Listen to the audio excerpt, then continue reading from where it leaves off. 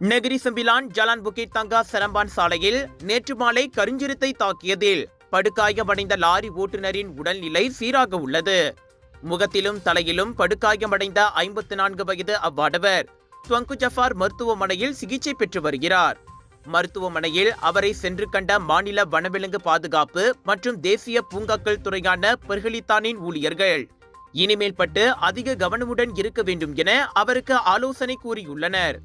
இந்நிலையில் சம்பவ இடத்திலும் பெர்ஹலித்தான் மேற்கொண்டு விசாரணைகளை நடத்தியிருப்பதாக அதன் மாநில இயக்குனர் ஃபைசால் இஸ்ஹாம் பிக்ரி கூறினார்.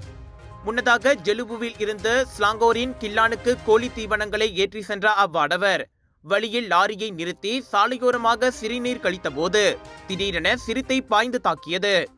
அச்சிறுத்தை அருகிலுள்ள காட்டில் இருந்து வெளியேறி இருக்கலாம் என நம்பப்படுகிறது.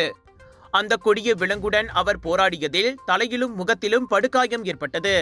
இரத்த வெள்ளத்தில் அவர் விழுந்து கிடக்க சிறுத்தை சாலையை கடந்து தப்பியோடிய வீடியோக்கள் முன்னதாக வெளியாகியிருந்தன.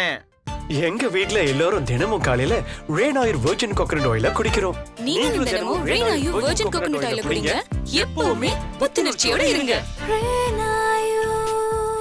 ஒவ்வொரு பொழுதும் ரெயின் ஆயுருடன் தொடங்குங்கள்.